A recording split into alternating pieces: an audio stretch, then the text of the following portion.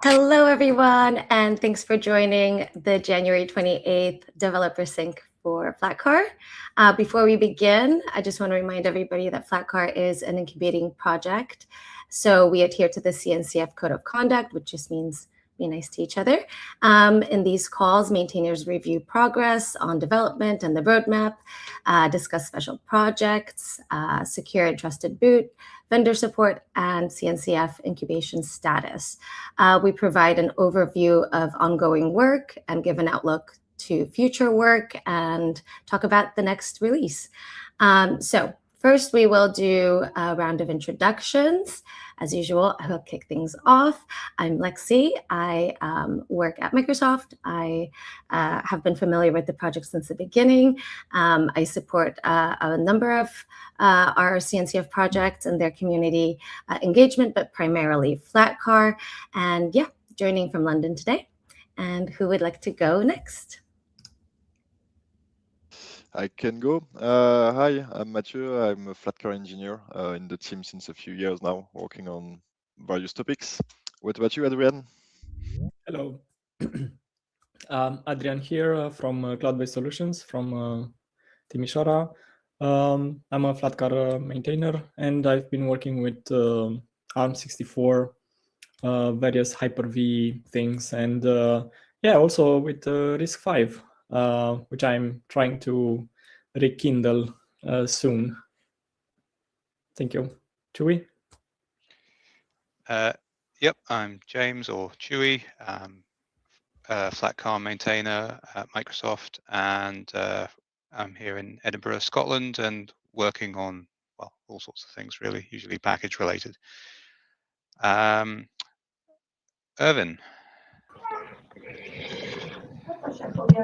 Hello. Let me turn on my camera as well. Hi, I'm also a Flatcar maintainer. However, I'm mostly used to work on web applications. So my main focus in the past was Nebraska, the package manager for Flatcar. But I'm slowly working myself into the operating system side of things as well. So hi, everyone. Yeah, Matthew? Bouncing to Thilo. Hey, I'm Thilo. I work with the Flatcar team. Some of the maintainers Flatcar work for Microsoft and the Flatcar team here, so I work with them. And yeah, that's basically it. I've been a long time maintainer and contributor. I've touched almost all parts of the system. So if you have any questions, I like helping new folks. So if you have any questions regarding anything, just ping me. I'm around.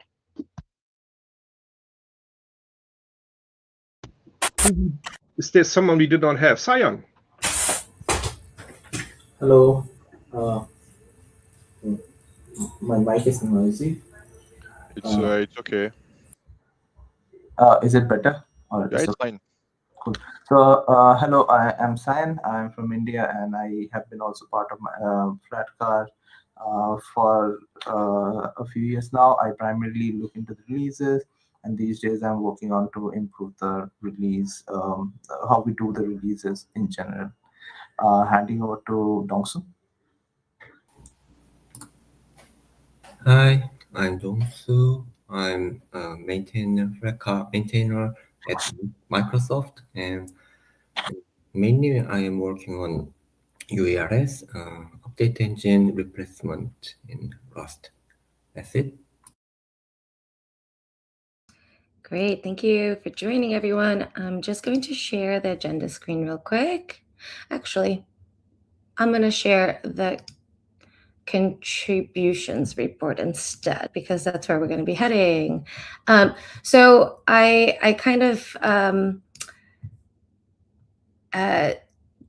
just started looking through this on a deeper level to kind of share a few insights with the team this morning. So I just have a few insights because before I think we only did like the who contributed or new contributors, but I kind of felt like we needed to kind of expand on that, just kind of look month to month like what we're trending. So for now, I just looked at contributors, our responsiveness, our issues. I kind of got to the security advisories, but I that's where the insights have stopped, and I only looked for the last 3 months. So I'm gonna well, first let's just look. We had a total of 9 contributors, which is actually decreasing over the last 3 months. We had 15 2 months ago and 13 last month. I kind of think maybe this is also holidays and such, and just being a new year, but it's something to just like think about. We had 1 new contributor, Josie. Sorry, I will just. He contributed. Oh, sorry. I don't know. Sorry. I don't know why that. I have referred to them as they, so I don't know. Okay, thank you. They have contributed to Boot Engine, and yeah, I saw that that's kind of like core infrastructure. So it's really cool that somebody that's new is comfortable enough to kind of contribute that way. So yes. that in was that case, cool. it was someone. I don't think they used Flatcar, but they maintain the project that Flatcar uses, and they were just trying to do us a favor by making sure their change didn't break us, which was very nice of them. Community. I love that. Fantastic. So yeah, we had that. And then let's just move to responsiveness, right? So actually, this has been quite steady over the last 3 months. It's about 1 day to get like first response, and the longest is usually 3 to 4 days, which is quite steady month to month. Again, I didn't go past 3 months, so but right now that's good. And then I just went through the issues as well. Sorry. I didn't really. So with the advisories, as I said, I just kind of looked at it a little bit. It was 5 to 9 security advisories per month, and it just also looks like good monitoring on Dongsu's part here. So, and Matthew's, I don't have much more for that, but the issues as well, we have about 20 to 30 issues per month, closing about 5 to 10. So yeah, the backlog is not, I guess, going away. It's not shrinking, but it's not unmanageable. So those are like the quickly. I missed the 9. Sorry, I'm just looking. No. Yeah, yeah. This was me, Chewy, and Matthew talking on the chat. So, Oh, okay. Sorry, because I just looked and I'm like, because I was just saying something with 9, I think. So anyway, okay. So these are just small insights. I've literally had like an hour today to do this, so I'm hoping to have a lot more in the future. But everything looks steady, so that's all great. I haven't really got to reviews and PRs yet, but I hope to kind of have a little bit more of an ongoing overview for this, so that we have more than just contributions. But okay, does anybody have anything to add to this? No, that's perfect. Thanks for the summary. Thanks. Okay, let me share the agenda. I'm not. So I'm still second time driving this. So just want to know, do we usually do the advisory status? Because I didn't have anybody down for review of this. And I don't know if that's Matthew or Dongsu. Dongsu, you can go ahead. I think you opened a few security issues in the last weeks. So there have been multiple new security issues since the last few weeks, and I think the highlight would be GNU-PG and OpenSSL. And about GNU-PG, we merged the version upgrades only into alpha. So Krishmia tried to cook up some backport patches, but he somehow could not. Probably in the next few weeks, we'll do that. On the other hand, the OpenSSL part, I will ask Matthew to talk about that. Yeah, so yesterday OpenSSL disclosed some a new release that brings a lot of fixes for 12 security issues. Most of them are low. I think there is one high severity in this batch. But anyway, we've been able to release in due time as soon as the announcement has been made public. So yeah, please upgrade to the latest version of Flatcar on the alpha, beta, and stable channels. LTS is not. I'm not sure if it's not impacted or whatever, but OpenSSL version on LTS it's 3.2, and the 3.2 branches didn't get any patches from OpenSSL. So yeah, not sure if it's not related, or yeah, I don't know. But yeah, for stable, beta, and alpha, please upgrade. Great. Thank you so much for sharing. So let's kind of head into the roadmap preview. Tilo, you're going to be up first. I'll just open it up. Yeah, so not much on the roadmap since last time, mainly because there were the festive days. And also roadmap items are huge items that, oh, there's one that we can close.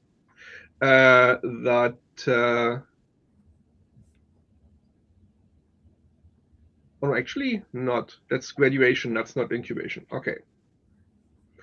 Yeah, okay.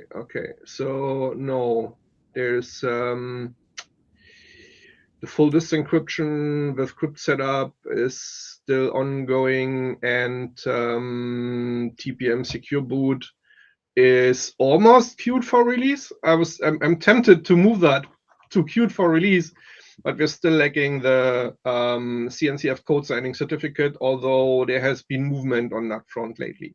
So yeah, let's stay with the roadmap as is for the time being. Thanks. Great, thank you. I think we also have, I think, composable OS, SysX, and cluster API. There are minor news. We don't need to look on the planning board because they're not there, but we have made progress, and that's very recent, regarding signed SysX. Daniel actually has more details on that. Yeah, so basically I've reintroduced signed SysX to revert before the last release because I fixed that with moving the OEM SysX to the previous doc. So hopefully it should make it into the next release. Nice, thanks. Great. Next is secure boot and trusted boot. Cyan, do you want to take that one? I don't think much effort is happening on that side, but internally we are still working on getting our certificates ready, I would say. Yeah. Great, thanks. And I'll pick up the CNCF graduation process. Me and Jan, we've been kind of sitting down and after the new year, kind of reflecting on changing a few things. We're still in the works of what to do. We're kind of looking at our community and how we're kind of showing up and connecting, and how accessible are we? Do we make things easy? And is everything kind of available? Are links working? Is our community diverse? There's a lot of questions. We also want to kind of dive into different contributors and figure out if there's more opportunity to diversify our maintainers. There's just a lot that we figured out that we need to do, which will just ensure kind of longevity of the of the project, but also visibility and just a lot of things that we kind of talked about and that will help graduation, but just overall the entire project. So we have a meeting with Thilo next week to kind of talk more about it and kind of figure out a road ahead because some of the changes are going to be quite big. But yeah, more to come after we chat more about it. So Matthew, Flatcar infrastructure status? Yes, so since the last developer sync last month, we fully migrated away from Equinix Metal, so it's now down. We got to do some trade-off on the developer side. I will get back to this right after. But on the user side, everything should be even better than before in terms of speed downloading and the bin cache speed is better, and we should get more. It should be more reliable in the next months. So yeah, as usual, if you have any issues, I know that there is a non-issue on the OpenStack side, because in the backend we now use Cloudflare bucket to provide the Flatcar release artifact, and we got some issues with OpenStack downloading direct from the Cloudflare bucket, but there is a fix upstream. That's it. Cool, thank you. Irvin, do you want to take the Nebraska status? Since on the last developers meeting, I mentioned that I want to release or prepare the release with a new feature. However, as I wanted to conclude my last testing round, smoke tests around that feature, I found some edge cases that I haven't covered. So there is a fix for that, and this release got delayed because of that. But on the upside, there will be other package updates included in the next release. That's mainly it. I believe the OIDC refactor rollout was successful. There was a feedback that from a user regarding the versioning of that release, since it's not providing backwards compatibility. The latest Nebraska version is now at 3.0.0 because of the OIDC refactoring. So if someone hasn't yet upgraded to this version, you will need, and you use your own out provider, you will have to make some tweaks there just to be aware of that. Yeah, that's all from my end. Thank you. And Cyan, do you have anything on maintainer team tactical and implementation review? I need to share the screen. 1 minute. Go ahead, take over. Yeah. 1 minute.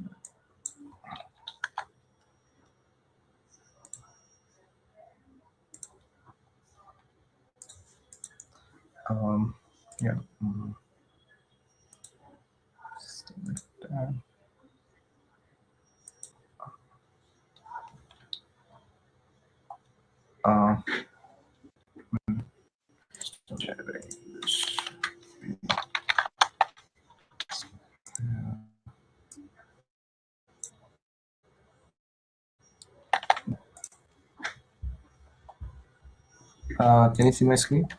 Yes.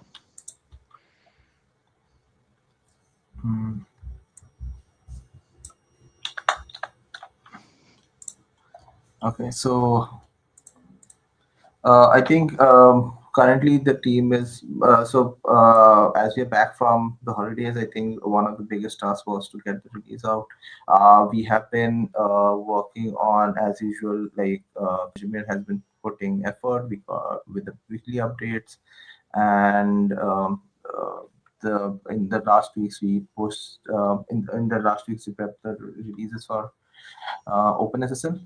And I think the next releases we would be targeting for mid of February sometime, and then we would try another release with the end of the February. So I think other than that, everything is mostly usual. We are pushing. It's mostly the infrastructure changes that are getting in, and we are working a bit on the releases front. And as Kashmir and Chewy have been working primarily around like looking into the package updates and stuff. Nothing major that is there to share on this front. Chewy?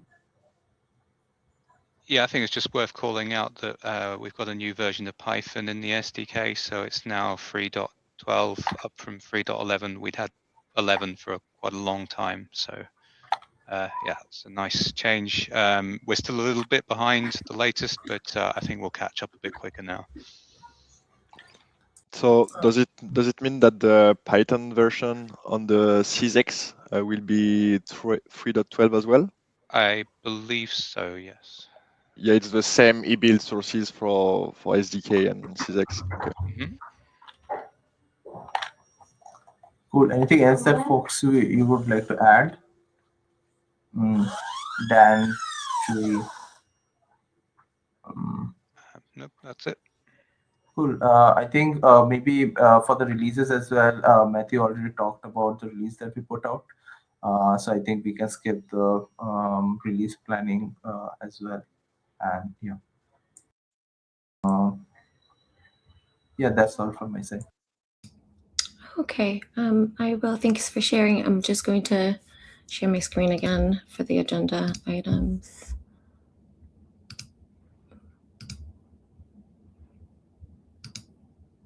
Okay. Does everybody see the agenda? Yes. Perfect. Okay, there we go.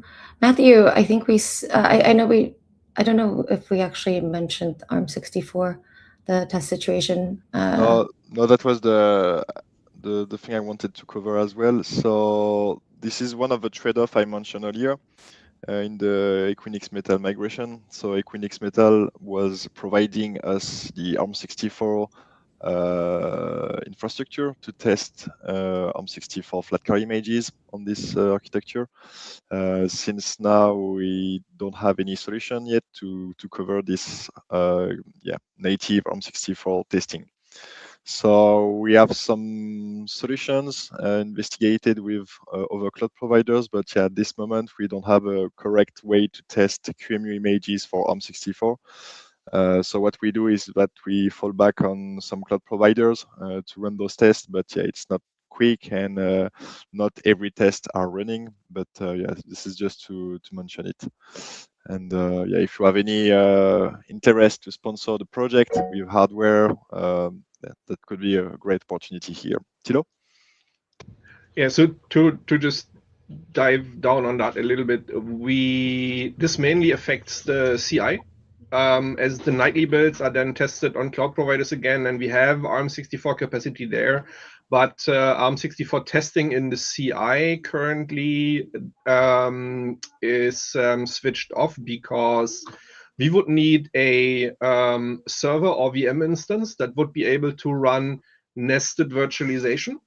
So the tests will start on that server or VM instance, and then for the testing itself, our testing framework spawns tiny little test VMs, and because those are virtualized inside a virtualized environment, what we're looking for is either a ARM64 VM provider that supports nested virtualization, otherwise things would run very, very slow, or a bare metal ARM64 system that we can use as the test runner.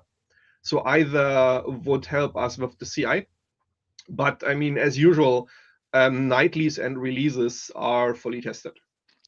But a Raspberry Pi 5 is probably not going to cut it, right? If it, I mean, it. If we link it,